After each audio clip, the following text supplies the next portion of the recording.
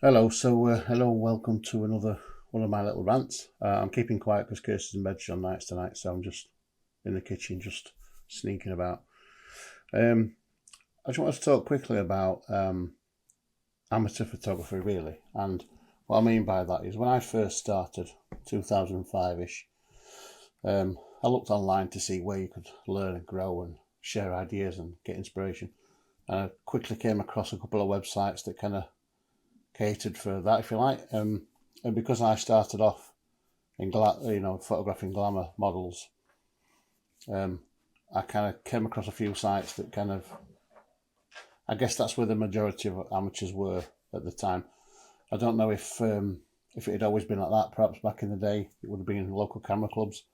But at that point there were these, there was Netmodel, web models. I think Netmodel's still going, and they've kind of gradually evolved into other things like Purple Port and other bits and bobs. But anyway, I noticed very quickly when I was on there that I kind of outgrew it very quickly. And what I mean by that is a lot of the stuff that the guys were churning out was what you would call drivel. And I know one man's art is, one man's crap's another man's art, and what I might think is rubbish is brilliant to other people. But I'm talking about kind of technically, aesthetically poor photographs, poor and bad lighting, bad poses from the models. More often than not the model's fault. It'd be the photographer's fault for just snapping and getting pictures. And I've talked about this in a previous podcast, which I'll link below, where I talk about photographers just using it as an excuse to get access to pretty young ladies for not very much money. And I left that scene very quickly because I realised what it was. I didn't want to really be a part of that. And I've not frequented those places at all for best part of probably 17 or 18 years. But I had a conversation with a model earlier in the year who kind of explained to me that her experience now of using places like that still to find photography work and experience and collaboration, that kind of approach to photography is still really rife, and that saddened me a little bit. It saddened me a lot actually, because what I find happens is that models, both male and female, end up getting exploited. And by exploited I mean two things. They do photo shoots in return for pictures, which is fair enough, but the people they do the photo shoots with shouldn't be photographing young girls or boys at all, because the pictures they're getting from them aren't worth anything. They're terrible pictures. Again, like I just said, poorly exposed, poorly shot, poorly posed, all that stuff. And I've seen some horrendous. I've just been on Facebook today, updated my page, and I've seen some. I don't even follow any stuff. It's just stuff that's suggested to you on Facebook. Seen some horrendous examples of poor photography on there. So what tends to happen in those scenarios is the models never grow, never get in a bed, and eventually just fall out because an agent's not going to take them seriously. They're not going to go to any agent, whether it's fashion, lingerie, whatever it is, with those pictures, because they make them look, I don't know, unsightly is quite probably an harsh way of saying it, but they don't make them look their best because how they've posed them, how they've lit them. And I kind of thought that would disappear, but it's just my naivety that I guess thinking it'd disappear because I wasn't involved with it anymore. And I've seen some horrendous stuff on Facebook today, and it just reminded me then that of an up and coming model that follows me and I follow on Instagram, and I've noticed that because she's kind of getting popular, if the phrase is correct, she's got a portfolio out there. She's got some good work on there. She's got some terrible work on there again. Again, not her fault. Some of that terrible work is because the photographers aren't posing right, lighting right. But I've noticed it's kind of creeping into territory which is a little bit, well, a lot naughty.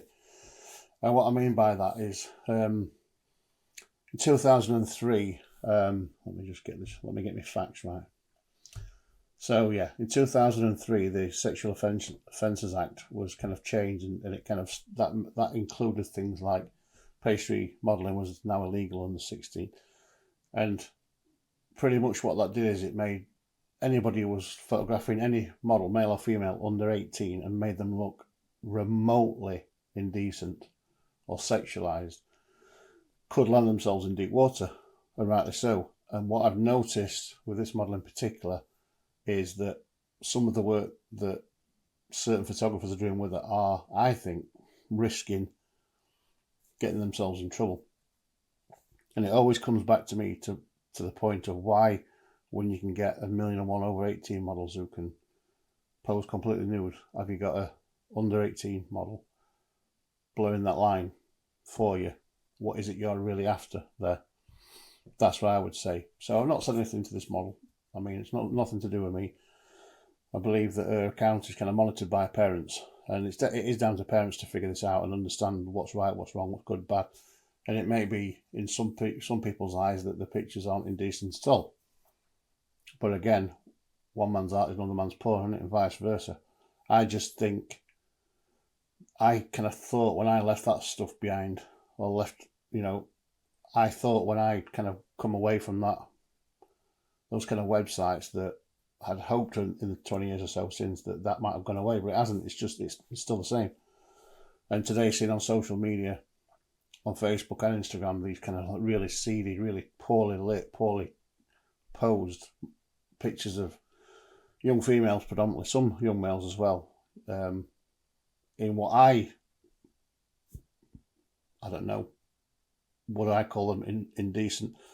I'll put it to this way, I wouldn't like to be in front of a jury, given today's sensitivities, hoping that the jury would find me not guilty of it, because we know how people are offended now, how things are very, very sensitive. That's just Paddy walking around. I wouldn't put myself in that position, and I didn't back in the day. I mean, when I was photographing glamour, they always had to be over 18, they had to bring photo ID proof. If I was photographing them in that context, it would be for a reason, not just for my portfolio for kicks. But even back then, you would get the odd guy. It was always guys, never girls, always men, kind of pushing the lines, and sensible people on the forums and whatnot jumping on saying, what are you doing? I hoped it had gone away, but it hasn't. And just looking today and having a think about it, I've come to the conclusion it's probably worse now. Because I think probably the parents that were younger when that law came in 2018 are probably not even aware of it. So parents that are running their sons and daughters' accounts on Instagram and Facebook or wherever probably don't know about that law, and probably don't even know to join the dots between decent, indecent, and under 18. Sometimes they think because you're 16 you can get married with parents' permission, you can smoke and all that stuff, you can just do what you want. But I wouldn't like anybody to be put in that position unwillingly or unbeknownst.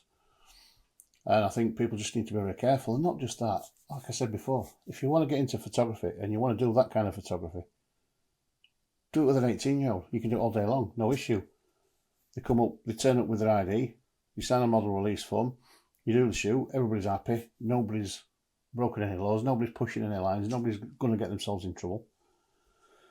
So if you're doing it with an under 18, I just think I would be questioning why you're doing it. What are your real motives? And I hope any parents watching this will think long and hard about that themselves when they're getting their young son or daughter to model on the beach or in the gym or in anywhere that could be any way construed as indecent by somebody, anybody. It only takes anybody to report you, and you're up in front of the beach trying to justify it.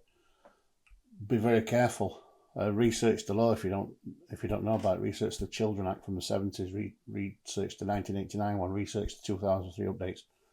Research it and look after yourself. But more than that, I would, if you're a male photographer particularly, because I don't think I've ever seen a female photographer do this. But if you're a male photographer and you're thinking about photographing under 18s in a slightly undressed, slightly provocative track, slightly, even if it's in a mildly sexualized way, think of it long and hard. So that's what I want to say today. Just my little short rant about that. Just be very careful, be very honest, and hopefully most of you have got enough scruples and you're not really that way built, but keep your eye out for those that are. And if you do have conversations with people about this stuff, just make sure you're aware of it yourself. Make sure you know the law, because it's, as they always say, ignorance is no defence, is it? I didn't know you couldn't photograph under 18s in a bra and pants, my lord. Too late, you're on the register. Do you know what I mean? So look after yourselves, look after young unsuspecting models and parents. But more than that, if you're thinking about doing that, stop it. Find an over 18, do it legally, do it morally and ethically well. Stop thinking about anything else. That's it for today, guys. See you soon. Cheers.